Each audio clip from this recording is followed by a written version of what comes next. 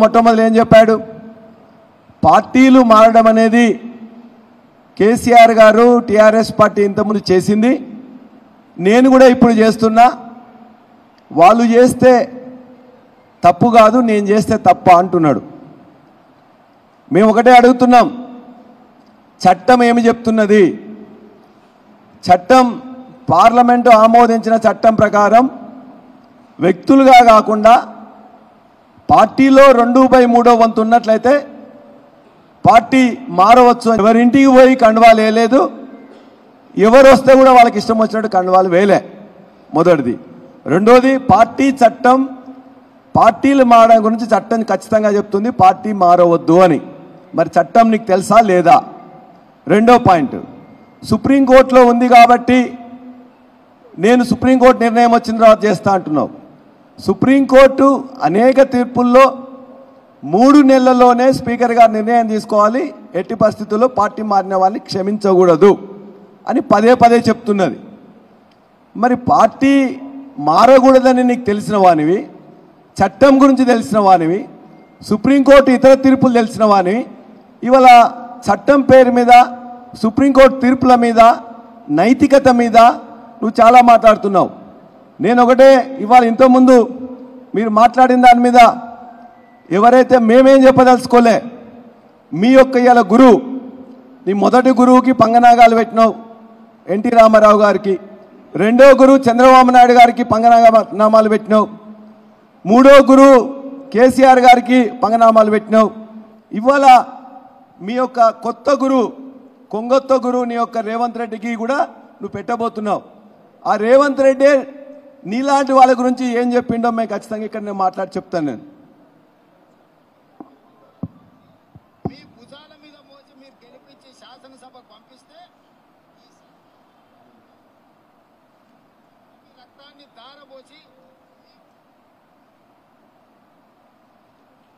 భుజాల మీద మోసి మీరు గెలిపించి శాసనసభకు పంపిస్తే ఈ సన్నాసులు ప్రలోభాలకి లొంగిపోయి పార్టీలు ఫిరాయిస్తున్నారు.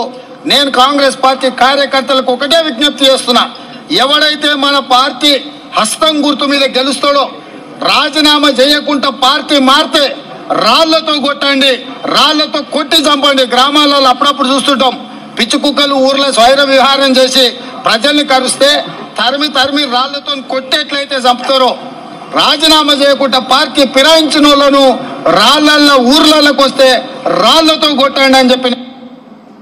మరి ఏం చేయాలనేది ఇప్పుడు మీ యొక్క నాయకుడే చెప్పిండు, నేను ఎక్కువ నేను చెప్పదలుచుకోలేదు. అదేవిధంగా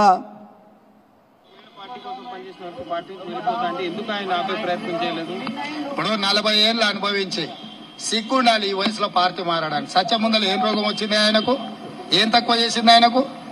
అన్ని ఇచ్చింది పార్టీ, సిగ్గుండదు. 40 ఏళ్ళ పార్టీ కోసం పనిచేసినారు.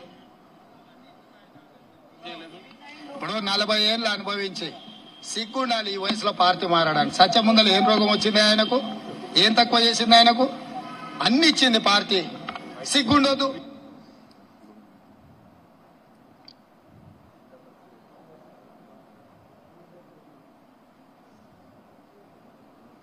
తెలంగాణ డిప్యూటీ సీఎం కడియం శ్రీహరిపై తీవ్ర స్థాయిలో ధ్వజమెత్తారు TTDP MLA Revanth Reddy. TTDP నేతలను కోతులని అనటం ఆయన విజ్ఞతకే వదిలేస్తున్నామని అన్నారు రేవంత్ రెడ్డి. గోతికాడ నక్కల మాల మాదిగల రిజర్వేషన్ ను కడియం కొట్టేశారన్నారు. కడియం కులంపై నిజ నిర్ధారణ జరగాలన్నారు రేవంత్ రెడ్డి. ఏ విధంగా మేము గోతికాడి నక్కలం కాదు, కడియం శ్రీహరి లాగా గోతికాడి నక్కలం కాదు, దొరగారి కాపలా కుక్కలం అంతకంటే కాదు. ఈ రోజు మాదిగ మాలల రిజర్వేషన్లను కొట్టేసి గోతికాడి నక్కలాగా వాళ్ళ నోటికాడి ముద్దను కొట్టేసిన కడియం శ్రీహరి గారు కూడా ఈ రోజు ఆలోచన చేసుకోవాలి. నిన్న మొన్నటి వరకు ఇదే తెలుగుదేశంలో నీకు రాజకీయ భిక్ష పెట్టింది పార్టీ. రాజకీయ భిక్ష పెట్టిన పార్టీని, నాయకుడిని, సహచర సభ్యుల్ని కోతులని సంబోధించడంలోనే నీకున్న జ్ఞానము, నీకున్న పరిజ్ఞానము, నీ ఆలోచన విధానం బయటపడుతుంది. ఇప్పటికైనా కడియం శ్రీహరి గారు, మీకు ఒక్కరికే మాటలు రావు, మేము మాట్లాడామంటే నువ్వు తల ఎక్కడ పెట్టుకుంటావో కూడా నాకు తెలీదు. అదే విధంగా ఈరోజు నిజంగానే కడియం శ్రీహరి గారు మాల మాదిగ సామాజిక వర్గాలకు సంబంధించిన వాడైతే శాసనసభలో ఒక నిజ నిర్ధారణ కమిటీ వేసి కమిటీ ముందల విచారణ జరిగి ఆయన శీలాన్ని ఆయన నిరూపించుకోవాల్సిన అవసరం ఉన్నది. ఆయన ఏ సామాజిక వర్గం వాడు, ఏ సామాజిక వర్గం కోటాలో పదవులు అనుభవిస్తున్నాడో ప్రజలకు కడియం శ్రీహరి గారు సమాధానం చెప్పాలని చెప్పి తెలుగుదేశం పార్టీ డిమాండ్ చేస్తుంది.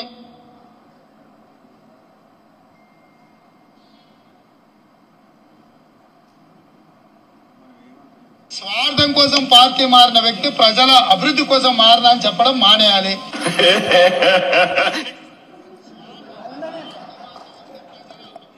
ఇప్పుడు వాళ్ళ యొక్క కొత్త గురువే ఆయన గురించి ఏం చెప్పిండని చెప్తున్నా, నేను ఎక్కువ మాట్లాడను. అందుకే చట్టం క్లియర్గా చెప్తుంది నువ్వు పార్టీ మారొద్దని. 2 సుప్రీంకోర్టు తీర్పులు ఉన్నాయి.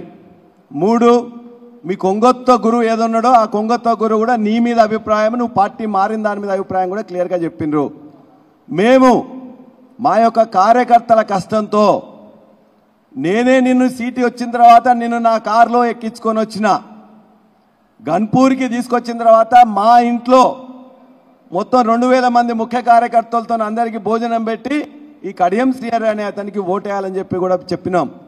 నేను, మా కుటుంబం, మా కార్యకర్తలు, మా నాయకులు శ్రమించి నిన్ను గెలిపించిండ్రు. కాబట్టి అలా నాకు హక్కు లేదు, మేము ఇష్టం వచ్చినట్టు చేస్తా అంటే ఇష్టం వచ్చినట్టు చేయడానికి రాజకీయాల్లో నీ ఇష్టం వచ్చినట్టు మాట్లాడొచ్చు. ఖచ్చితంగా రేపు పొద్దున నువ్వు ఎట్లా ఉందంటే మాట్లాడేది, నాలుకని ఇష్టం వచ్చినట్టు మరలేస్తున్నావు. ఆరిపోయే ముందు దీపం ఎక్కువ వెలుగుతుందట, ఆ చందంగా ఉన్నది. నువ్వు ఖచ్చితంగా రాజీనామా చేయనంత వరకు నీవు ఏ కూతలు ఊసినా ఖచ్చితంగా మాకు హక్కు ఉన్నది, మాట్లాడతాం. నీకు చీము నెత్తురుంటే, నీకు సిగ్గు శరం ఉంటే, నీవు మేమిచ్చిన పదవి, మా స్టేషన్ గన్పూర్ నాయకులు కార్యకర్తల శ్రమతో మా ప్రజలు ఇచ్చిన పదవిని 2004 నుండి నేను తిరస్కరించిండ్రు. 2004లో విజయరామారావు గారు గెలిచిండ్రు, 2009లో రాజయ్య గారు గెలిచిండ్రు, 2012లో రాజయ్య గారు గెలిచిండ్రు, 2014లో రాజయ్య గారు గెలిచిండ్రు. గులాబీ కండువా అయినంత వరకు నేను తెలంగాణ మాట అన్నంత వరకు నేను మొత్తం కూడా చిత్తుగా ఓడించిండ్రు. ఇవాళ మళ్ళీ గులాబీ కండువా వేసి మేము గెలిపిస్తే గెలిచినావు. కాబట్టి నువ్వు ఖచ్చితంగా సిగ్గు శరం ఉంటే, చీము నెత్తురుంటే రాజీనామా చేసి మళ్ళీ పోటీ చేసి గెలువు, అప్పుడు మాట్లాడుకుంటూ ఉంటాం. అప్పటిదాకా ఖచ్చితంగా బరాబర్గా మాట్లాడతామని చెప్పి తెలియజేస్తున్నాం. ఇంకోటి మాట మాట్లాడతాడు, దేవాదుల సృష్టికర్త నేను. దేవాదుల సృష్టికర్త, దేవాదులకు నువ్వేం చేసినావయ్యా? 2004లో లేవు, 9లో లేవు, 12లో లేవు, 14లో లేవు, 18లో లేవు, 23లో లేవు. దరిదాపుగా 20 ఏళ్ళ నుంచి వెళ్ళి స్థానమే లేదు కదా. 2001 నుంచి వెళ్ళి 2004 వరకు చంద్రబాబు నాయుడు గారు దేవాదులకు ఇచ్చింది 0. 2004 నుంచి వెళ్ళి 2014 వరకు కాంగ్రెస్ పార్టీ ఇచ్చిన ఆయకట్టు 40,000 ఎకరాలు. 2014 నుంచి వెళ్ళి 2023 వరకు 8,000 కోట్లతో కేసీఆర్ గారు 5,14,000 ఎకరాలకు నీళ్ళు ఇచ్చింది. ఆ నీళ్లను ఆన్ చేయడానికి ఉన్న మోటార్లను చేతగాని దద్దమ్మలు నువ్వు, మీ యొక్క శాసనసభ్యులు మోటార్లు, మేము పెట్టిన మోటార్లని దేవన్నపేటలో 46 కిలోమీటర్లు టన్నెల్ తీసుకొచ్చి అక్కడ నుండి 7 కిలోమీటర్ల పంపులు మోటార్లు ధర్మసాగర్కి వేస్తే దాన్ని ఆన్ చేయడం కూడా చేతగాని మీళ్ళు నేను దేవాలయ గురించి నేను చేసిన అని చెప్పేసి మాట్లాడుతున్నావు. నేను ఇక్కడ చెప్తా, చూపిస్తా ఒకటి, దేవాలయ గురించి ఎవరు చేసిన అనేది. నా గురించి మాట్లాడింది వాస్తవాలు తెలుసు. ఉమ్మడి వరంగల్ జిల్లాకు నేనేం చేశాను, నీ వలన ఏం జరిగింది అనే చర్చకు నువ్వు వస్తే మాట్లాడడానికి సిద్ధంగా ఉన్నా. స్టేషన్ గన్పూర్కు నేనేం చేశాను, నువ్వేం చేశావు, రాజు ఏం చేశాడో మాట్లాడడానికి కూడా నీకు సిద్ధంగా ఉన్నా. కనీసం మరి ప్రజలు నమ్ముతారా, ప్రజలు ఏమనుకుంటారు, నవ్విపోరా అనే ఆలోచన కూడా లేదు. నా ఎమ్మెల్సీ ఈరోజు ఈ కార్యక్రమానికి సూత్రధారి పల్లవాయేశ్వరరెడ్డి గారు. తెలంగాణ వచ్చిన తర్వాతనే గౌరవ ముఖ్యమంత్రి కేసీఆర్ గారు ఈ దేవాదుల ప్రాజెక్టును త్వరితగతిన పూర్తి చేయాలని ఆలోచించి 8,000 కోట్ల రూపాయలు ఇప్పటి వరకు ఖర్చు పెట్టారు. ఇంకొక 1000 కోట్ల రూపాయలు ఖర్చు పెడితే దేవాదిలో మొదటి దశ, రెండవ దశ, మూడవ దశ పూర్తి కాబోతున్నాయని చెప్పి మీ అందరికీ సవినయంగా తెలియజేసుకుంటున్నాను. రిజర్వాయర్ ద్వారా సాగునీరు అందించాలని ప్రతిపాదించాం. కానీ ఆ గౌరాయిపల్లి రిజర్వాయర్ పూర్తి కాలేదు, వరదగాలం పూర్తి కాలేదు, ఈ ప్రాంతానికి సాగునీరు రాలేదు. అందుకనే నేను, పల్లరాజేశ్వర రెడ్డి గారు, రాజయ్య గారు ముగ్గురం కూడా అనేక పర్యాయాలు ముఖ్యమంత్రి గారి దృష్టికి తీసుకువచ్చి మహాత్మా గాంధీ దగ్గర ఒక లిఫ్ట్ కనుక పెట్టినట్టయితే ఈ ప్రాంతాలకు సాగునీరు వచ్చాలని ఆలోచన చేసి వారి దృష్టికి తీసుకువెళ్తే వారు పెద్ద హృదయంతో సమ్మతించి వెంటనే 104 కోట్ల రూపాయలు మంజూరించాలని చెప్పి కూడా ఈ సందర్భంగా నేను సవినీయంగా తెలియజేసుకుంటున్నాను. ఇది దేవాలయాల గురించి ఎవరు చేసిండ్రు? దేవాలయాల గురించి మొదటి ఫేజ్లో 2001 నుండి 4 వరకు పని జరగలే. 4 నుంచి 14 వరకు ఇచ్చిన 40,000 ఎకరాలు అయితే 5,13,000 ఎకరాలకు డబ్బులు ఇచ్చింది, పని చేపించింది, నీళ్లు ఇచ్చింది, పంటలు పండించింది, పంటలు కొన్నది కేసీఆర్ గారు. మరి ఆ మాత్రం జ్ఞానం లేకుండా వీళ్ళకెవరికి లేదంట. ఈయనకు తలా తెలియదు, తోకా తెలియదు దేవాలయాల గురించి. దేవాదిలో ధర్మసాగర్ నుంచి వెళ్ళి పైకి నీళ్లు పోతుంటే ఒక పాయింట్ ఇప్పియలే. 2014లో తెలంగాణ వచ్చిన తర్వాత జానకిపురం కానీ, కిష్టాదిగూడెం కానీ, మల్కాపూర్ కానీ వాటన్నిట్లలో ఓటీలు పెట్టించింది నేను. ఆ తర్వాత మొన్న 104 కోట్లతో, ఇప్పుడే చెప్పింది కదా, 104 కోట్లతో ఎత్తైన ప్రాంతాలకి నష్కల్ దగ్గర ఒక లిఫ్టు, గండిరామరం దగ్గర 2వ లిఫ్టు, పీసర దగ్గర 3వ లిఫ్టు. ఈ 3 లిఫ్ట్లు 104 కోట్లు తెస్తే నేను కూడా 800 కోట్లలో ఈ 100 కోట్ల పని నేను చేసిన అని చెప్పేసి సిగ్గు శరం లేకుండా చెప్పుకుంటా ఉన్నాడు. దేవాలయాలను పూర్తి చేసింది, దేవాలయాలకు కొత్తగా సమ్మక్క సాగర్ కట్టింది. ఆ తర్వాత 46 కిలోమీటర్ల టన్నెల్ని రామప్ప దగ్గర నుంచి దేవన్నపేటకి తవ్విచ్చింది. దేవన్నపేట నుంచి వెళ్ళి ధర్మసాగర్కి పైప్ లైన్ వేసింది. ఇక్కడున్న నవాబ్పేటకు మొత్తం కూడా లైన్స్ ఇచ్చి 7 రిజర్వాయర్లను స్టేషన్ గన్పూర్లో కట్టించింది కూడా కేసీఆర్ గారి నాయకత్వంలో ఉన్న ప్రభుత్వాలు, 2 ప్రభుత్వాలు తప్ప మరొకటి కాదు. నువ్వు పదే అబద్ధాలు మాట్లాడడం మానుకో. దేవాదుల నువ్వే నీ మాటల్లోనే చెప్పావు 8,000 కోట్లు ఇచ్చిందని. మరి నోరా తాటి మట్ట ఇవాళ మళ్ళీ ఇష్టం వచ్చినట్టు మాట్లాడడానికి. అంతేకాదు స్టేషన్ గన్పూర్కి 800 కోట్ల పనులు చేస్తే మాకేదో ఈర్ష్యాసూయ అంట. 20 ఏళ్ళ నుంచి వెళ్ళి నీ ముఖమే చూపియలే. డిప్యూటీ ముఖ్యమంత్రికి ఉంటే కూడా కాన్స్టిట్యున్సీకి రాలే. డిగ్రీ కాలేజ్ రాకపోతే డిగ్రీ కాలేజ్ని తీసుకొచ్చిన ఆర్డర్ నడుస్తూ ఉన్నది 1 ఇయర్ బ్యాక్ నుంచి వెళ్ళి. 100 పడకల ఆసుపత్రి వస్తే హరీష్ గారి దగ్గరకు వచ్చేసి దాన్ని ఇనాగ్రేషన్ చేయనీయలే. జీవో కావాలన్నా ఇవో జీవో, దానికి సంబంధించిన 100 bedded GO, 100 bedded GO, 104 kilometres, 104 అది. ఏ డెవలప్మెంట్ వర్క్ కావాలన్నా జీవోలు అన్నిస్తూ నువ్వేదో ఉట్టి కాలువలు. 800 కోట్లలో 8 పైసలు కూడా నువ్వు పని చేయించే శక్తి నీకు లేదు. మాటలు తప్ప నువ్వు పని చేయలేవు. అవన్నీ కూడా ఉట్టి మాటలు తప్ప గట్టి మాటలు కాదు. ఖచ్చితంగా ఛాలెంజ్ చేసి చెప్తున్నాం. ఇంకా మాట్లాడుతున్నాడు, ఒక దిక్కున దేవాలయం మాట్లాడుతున్నాడు, ఇంకో దిక్కున ఈయనకేమి భూములు లేమట. ఆ భూములన్నిట్లలో కూడా పల్లరాజేశ్వర రెడ్డి చూపించినట్లయితే మొత్తం కూడా నేను మొత్తం రాజీనామా చేస్తా అని చెప్తున్నాడు. నేను ఛాలెంజ్ చేసి చెప్తున్నా, నీకున్న భూములు నీ పేరు మీద లేవు. నీ ఆంధ్ర అల్లుడు మరియు ఇతర బినామీలు కలిసి నువ్వు రాంపూర్ దగ్గరనే పెట్రోల్ పంప్ పెట్టుకోలేదా? దాని పక్కనే శ్రీధర ఏదో పెట్టేసి శిఖర చెప్పేసి ఆర్ఎంసీ ప్లాంట్ పెట్టినావు కదా. దేవునూరులో 21 ఎకరాలు కొనుక్కున్నావు కదా. కొనుక్కో, ఎవడొద్దన్నాడు?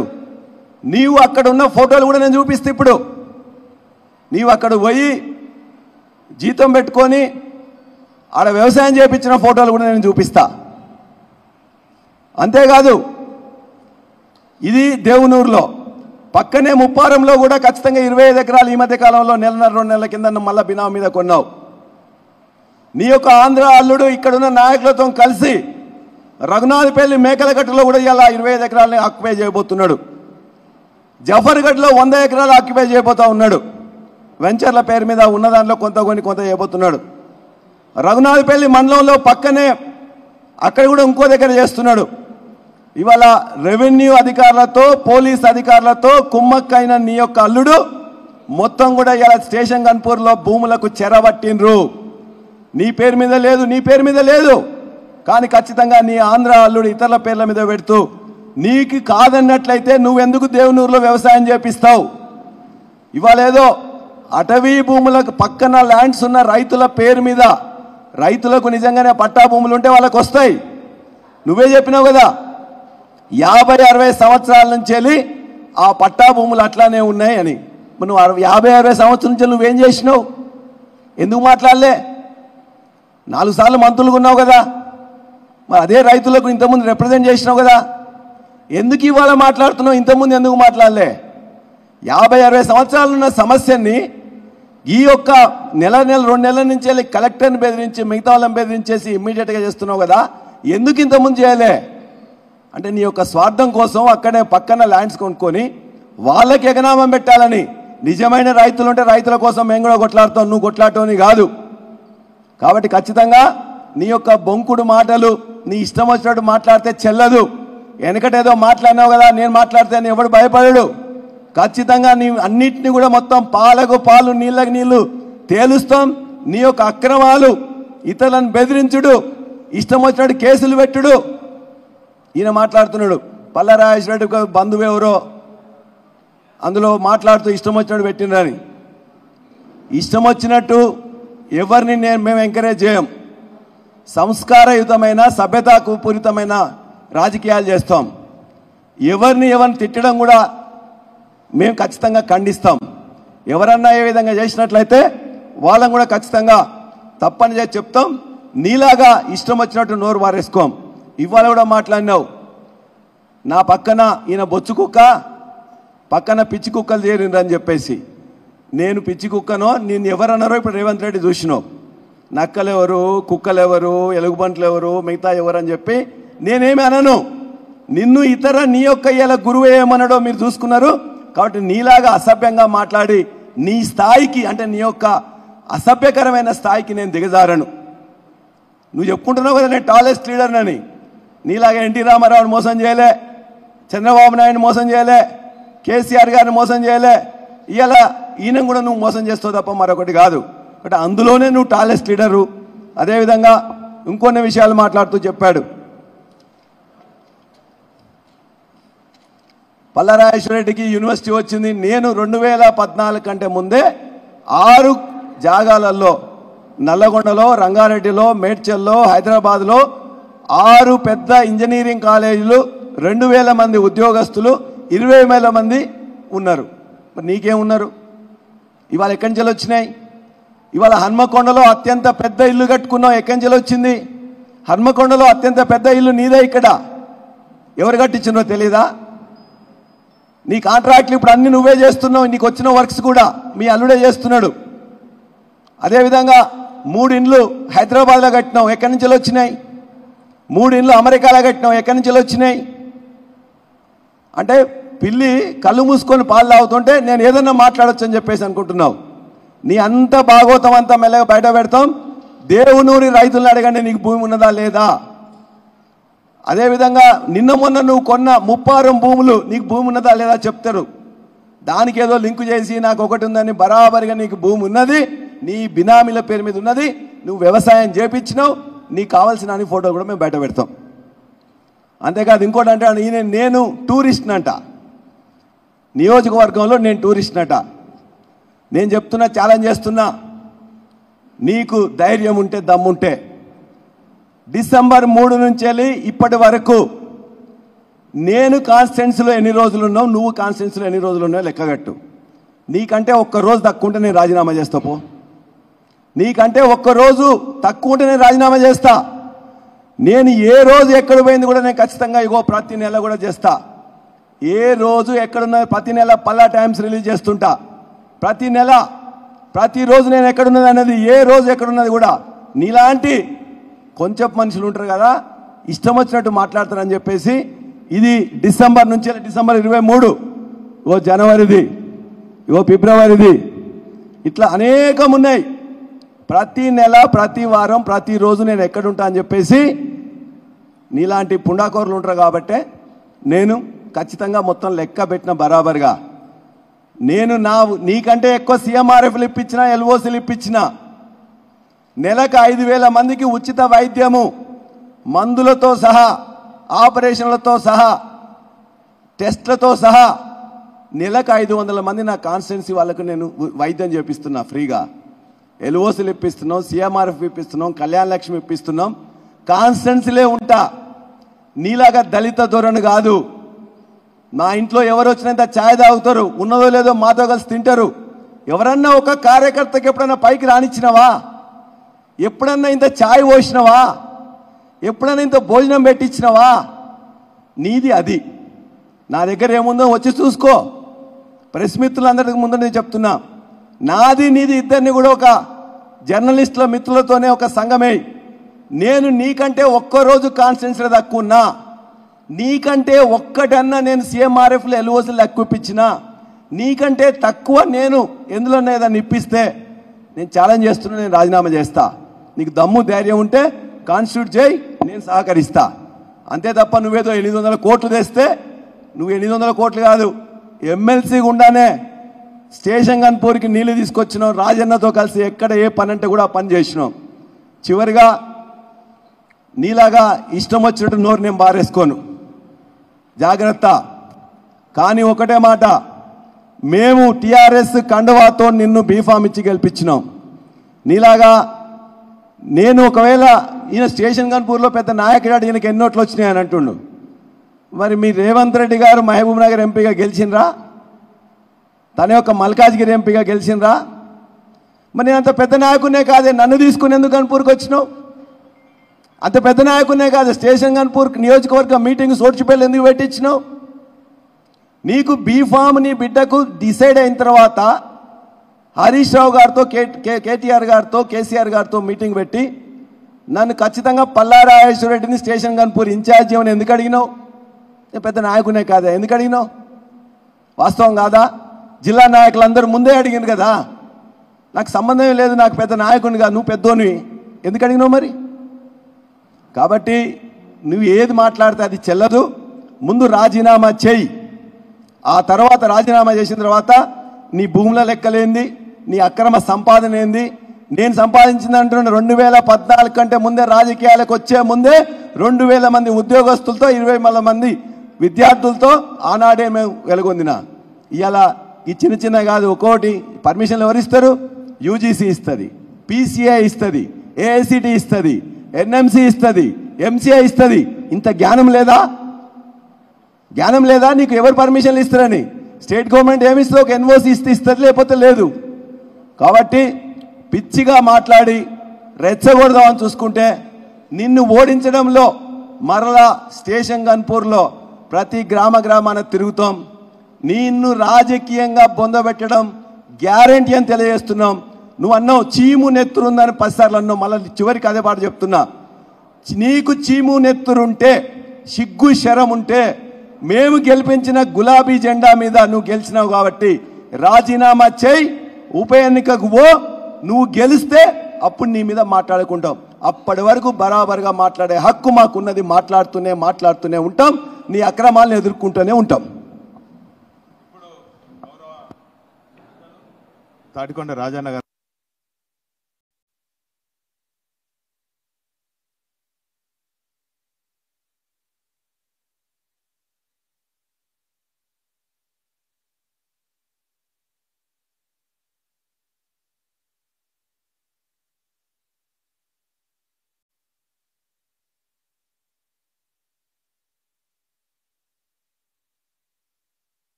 దొంగ అన్నట్టు గోబెల్స్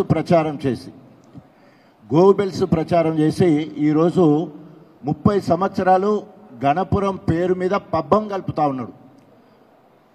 గణపురానికి కడియం శ్రేణి మార్కుగా గీ పని చేసిండని చెప్తే, ఒక్క పని చేసిండని చెప్తే రాజకీయాల నుంచి వెళ్ళి తప్పుకుంటా.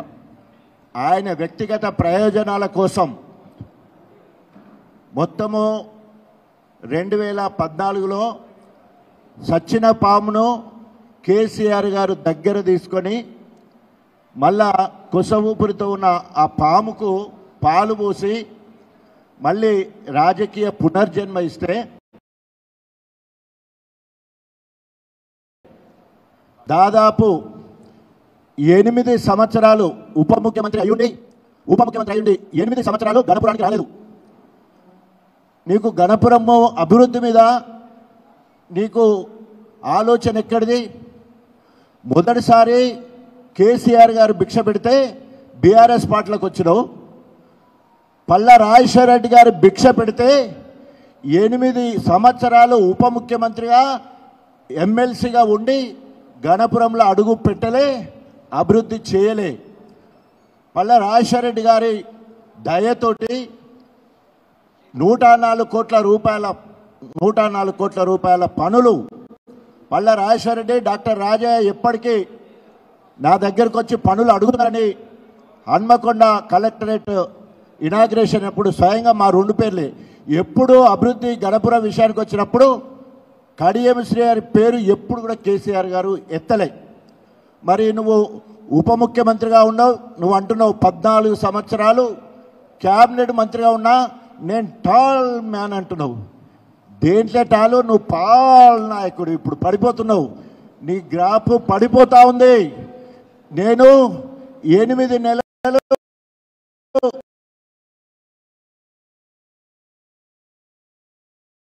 ముఖ్యమంత్రి చేసిన తలబెట్టినట్టు కేసీఆర్తో కొట్లాడి ఆఖరికి బాధపడి కేసీఆర్ గారు మళ్ళీ బుజ్జగించి మనం హెల్త్ యూనివర్సిటీ తీసుకొచ్చినాం.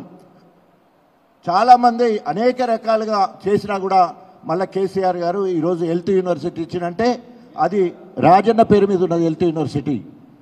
అదేవిధంగా కాళోజీ కళాక్షేత్రం ఉందంటే అది అదే సమయంలో నేను చేయడం వల్ల 150 bedded hospitals, super speciality hospital ఈరోజు నా పేరు మీద ఉంది. ఇంటెన్సివ్ కేర్ యూనిట్ 50 మంచాలతోటి పిల్లలవాడు నా పేరు మీద ఉంది. అదేవిధంగా జఫర్గఢ్లో సివిల్ హాస్పిటల్ 50 బెడెడ్ హాస్పిటల్ నా పేరు మీద ఉంది. This is my mark. నీ మార్క్ ఏదో చెప్పు, జిల్లాకేం చేసినావు చెప్పు. జిల్లాకు అభివక్త వరంగల్ జిల్లాకు ఉప ముఖ్యమంత్రిగా మేము ఏం చేసినావు? టాల్ మ్యాన్గా 4 సార్లు క్యాబినెట్ మంత్రి అన్నావు, మరి ఎడ్యుకేషన్లో 2 సార్లు ఉన్నావు. అదే పల్లా రాజేశ్వర రెడ్డి గారిని, దయాకర్ రావు గారిని పట్టుకొని పోయి మా దయాకర్ రావు గారు మేమిద్దరం పంచుకున్నాం. రాజన్న నీకు ఆడపిల్లలది కావాలా మగపిల్లలది కావాలంటే నాకు మగపిల్లలు కావాలని అన్నాడు. మహిళా డిగ్రీ కళాశాల గణపురకు తీసుకొచ్చిన ఘనత పల్లా రాజశేఖర గారి సహకారంతో నేను. పల్లా రాజశేఖర రెడ్డి గారి పేరు గణపురంలో ఎందుకు వస్తుందంటే మా గణపురంలో పుట్టిన బిడ్డ. నాకెంత బాధ్యత ఉందో వారికి కూడా అంత బాధ్యత ఉంది. వేడి నీళ్లకు చన్నీళ్ళ లెక్క ఇద్దరం కలిసి, నేనేమో క్షేత్ర స్థాయిలో పనులు పట్టకపోతే దేవుడి దగ్గర పూజారి లెక్క వారు ఉండి అక్కడ ఇట్లానో మొత్తం మీద సంతకం పెట్టించి కూడా వారు ఉండేది. ఆ రకంగా మా ఇద్దరిని ఎందుకు అనగలుగుతున్నాడు అంటే ఆయన ఏం చేయలేక అబండాలు వేసే కార్యక్రమం చేస్తూ ఉన్నాడు. ఒకవేళ కనుక పీసర క్రాస్ రోడ్ దగ్గర 104 కోట్ల రూపాయల పని విషయంలో కడియం శ్రీహరి అక్కడ రాకపోతే ఇవాళ ఇప్పటి వరకు అందరు మర్చిపోతురు, ఆయన మార్చిపోవు ఇప్పటి వరకు. మళ్ళా పురంజరం అయితే అక్కడ కేసీఆర్ గారి దగ్గర బ్లాక్మెయిల్ చేసి MLA ticket, MP ticket, party fund తీసుకొని 100 కోట్లకు అమ్మిపోయిన దుర్మార్గుడు. తిన్నింటి వాసాలు లెక్కబెట్టే నరరూప రాక్షసుడు. ఎందుకంటే అంతకంటే నేను చెప్పొద్దు. ఎందుకంటే అక్కడొక్క దగ్గర ఇక్కడొక్క దగ్గర నమ్మించి మోసం చేయడం అంటే కేసీఆర్ గారికి మోసం చేసిండు, పల్లా రాజశేఖర రెడ్డి గారు మోసం చేసిండు. ఇవాళ పల్లా రాజశేఖర రెడ్డి గారు నిజంగా అభివృద్ధిలో కడియం శ్రీహరి గారు చేసింది గణపురం లేదు. దేవాదుల విషయంలో ఆయన 2003లో పిండాలు పెట్టొచ్చిండు. అప్పుడు జిల్లా అధ్యక్షులుగా దయాకర్ రావు గారు ఉన్నారు. శిలాపలకం వేయడానికి హెలికాప్టర్ మీద పోయి శిలాపలకం వేసి వచ్చిండు. ప్రధాన ప్రతిపక్షంగా కాంగ్రెస్లో అప్పుడు నేను ఉండి 17 నెలలైనా తట్ట మట్టి తీయలేదు అని చెప్పి అక్కడ పిండాలు పెట్టడం జరిగింది. అది అక్కడికి అయిపోయింది, ఆయన చాప్టర్ క్లోజ్. మళ్ళీ తర్వాత కాంగ్రెస్ హయాంలో అత్యధిక ప్రాధాన్యత ప్రాజెక్టులు, దీర్ఘకాలిక ప్రణాళికను పెట్టేసి వేరే ప్రాజెక్టులు తీసుకున్నారు.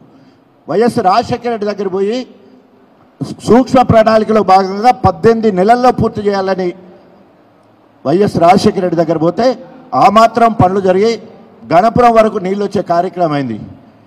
ఈయన నీళ్లు పర్వతగిరికి మైలారంకి ఇస్తే ఆయనకు అక్కడ బంగారు కడియాలు వేశారు. నేను పొన్నాల లక్ష్మయ్య గారు గణపురానికి అశ్వరాపేళ్లకు నీళ్ళు తీసుకపోతే రైతులు మాకు బంగారు కడియాలు వేశారు. మరి నీకు సిగ్గుశరం ఉండాలి కదా, గణపురం పేరు చెప్తావు తిన్నింటి. మరి అయ్యో నాకు తిట్లు వస్తున్నాయి. ఎందుకోసం అంటే ఇక్కడేమో తినుడు, అక్కడేమో పనులు చేసుడు. గణపురానికి చేసింది ఏం లేదు, దేవాదులకు చేసేది లేదు.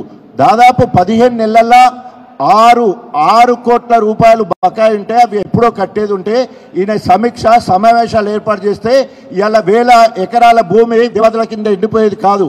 సరిగ్గా ప్రణాళిక లేకపోవడం వల్ల ఒక 6 కోట్ల బిల్లు ఇవ్వలేని శాతగానుడు 800 కోట్లు తీసుకొచ్చిందని ఎలక్షన్ల స్టంటు.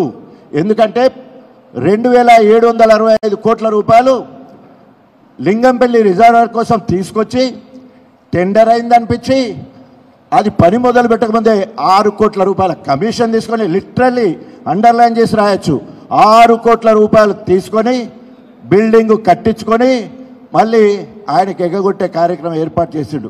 అంటే టెండర్ అయిన పనులే క్యాన్సల్ అవుతున్నాయి. ఇది టెండర్ లేదు, ఆది లేదు, సూలి లేదు. కొడుకు పేరు సోమలింగం లెక్క 8 అని ఉత్తరే కూతలు కూతాండు ఎట్లిస్తారు. వేరే నియోజకవర్గాలు లూకుంటారా?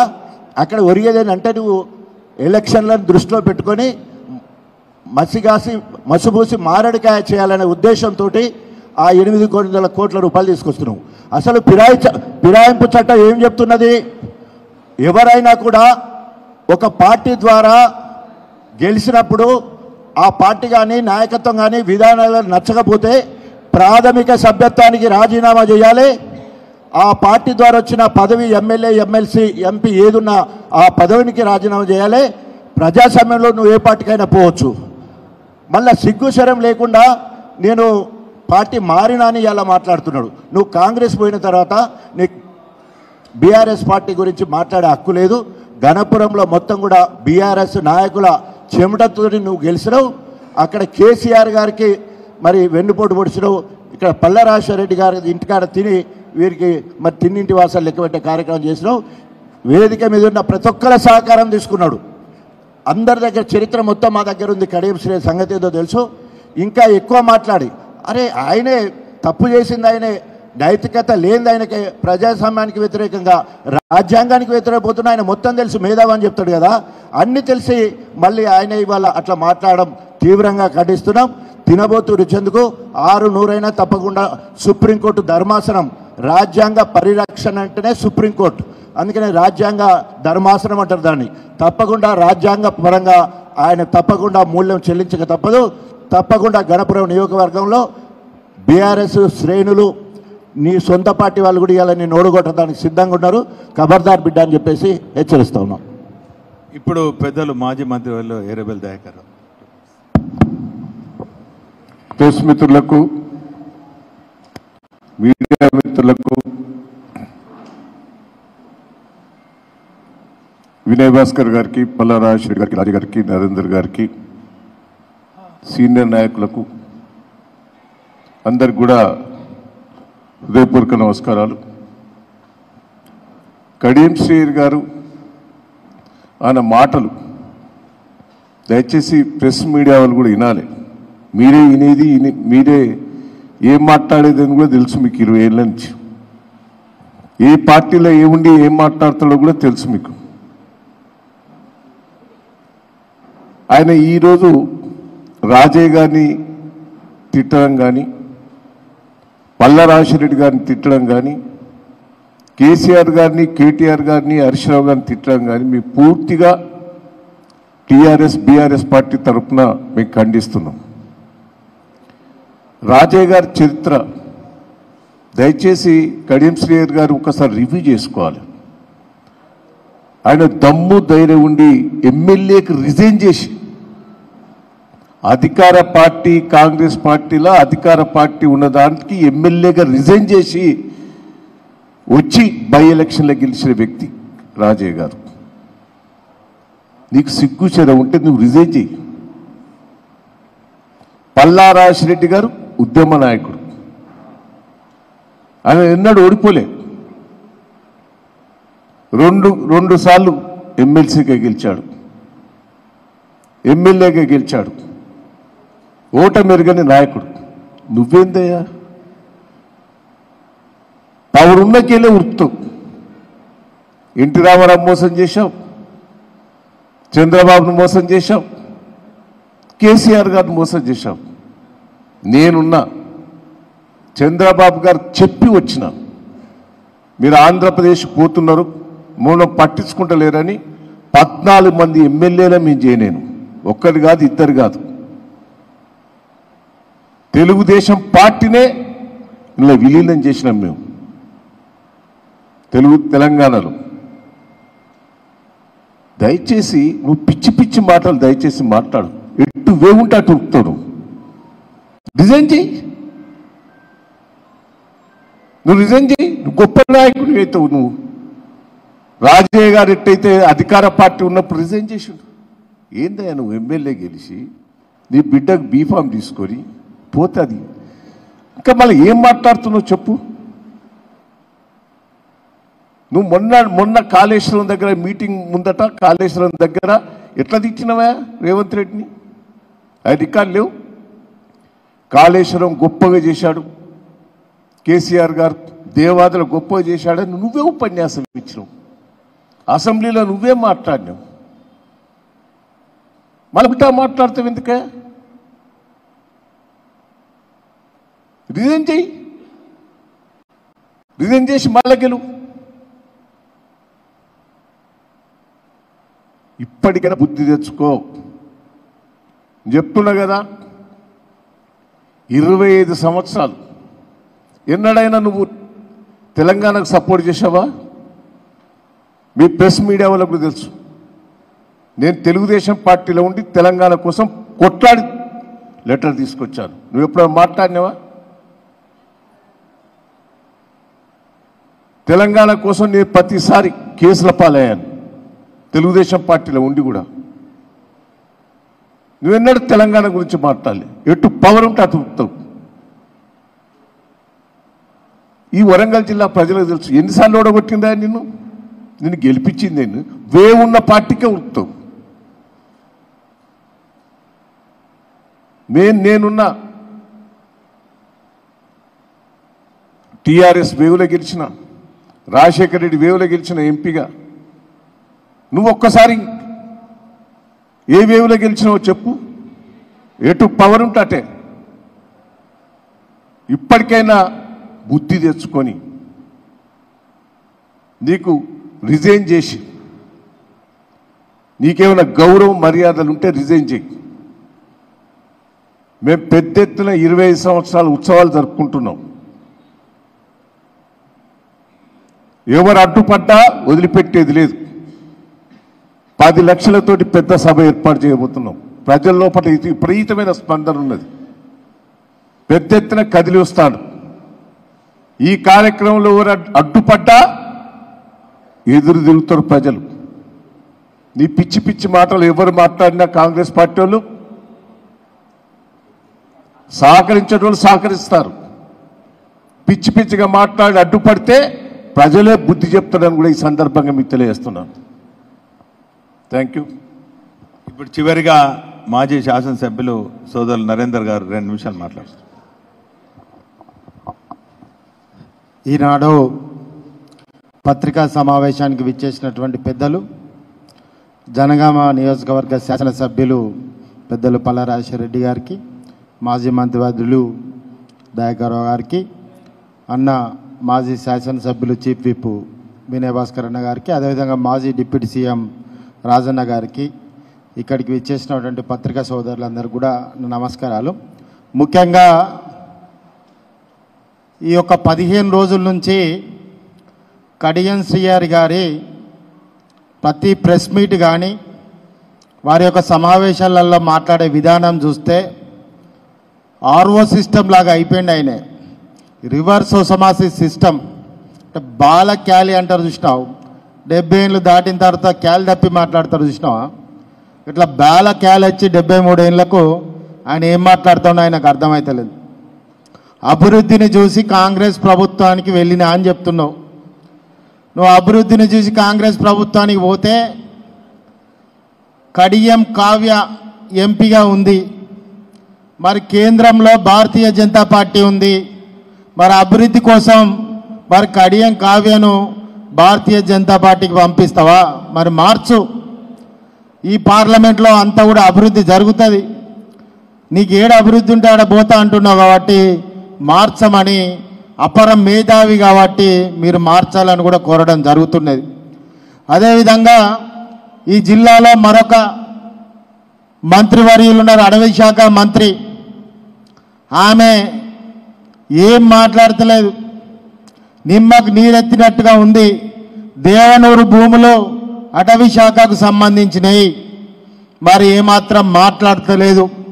కొండా సురేఖ కడియం శ్రీహరి ఒకటే ఇలా మరి ఈరోజు ఎందుకు మరి అడవి భూములను అన్యాక్రాంతం అవుతుంటే మీ పార్టీ శాసనసభ్యుడు బినామీ పేర్ల మీద దోచుకుంటుంటే ఎందుకు మాట్లాడతలేవు?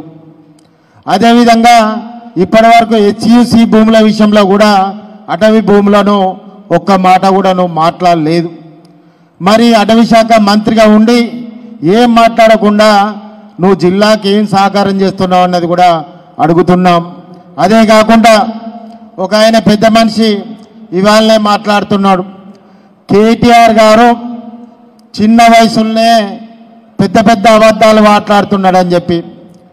కేటీఆర్ గారు చిన్న వయసులో అబద్ధాలు మాట్లాడు కాదు, నువ్వు చిన్నగుండి పెద్ద పెద్ద అబద్ధాలు మాట్లాడుతున్నావు రాజేందర్ రెడ్డి గారు అని కూడా మీకు ఈ విధంగా చెప్పడం జరుగుతున్నది. ఎందుకంటే కేటీఆర్ గారు ప్రపంచవ్యాప్తంగా గుర్తింపు పొందినటువంటి వ్యక్తి.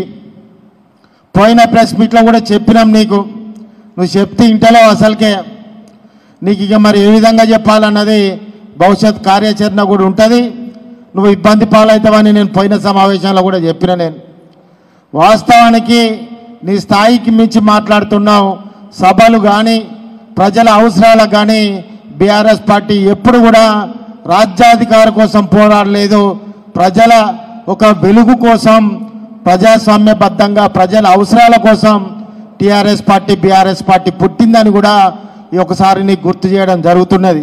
కాబట్టి నోటికి ఎంత వస్తే అంత మీరు మాట్లాడితే మాత్రం ఏం చెప్పినా ఏం చేసినా కానీ రాబోయే రోజులలో ఖచ్చితంగా బీఆర్ఎస్ పార్టీ అధికారంలోకి రాబోతున్నది.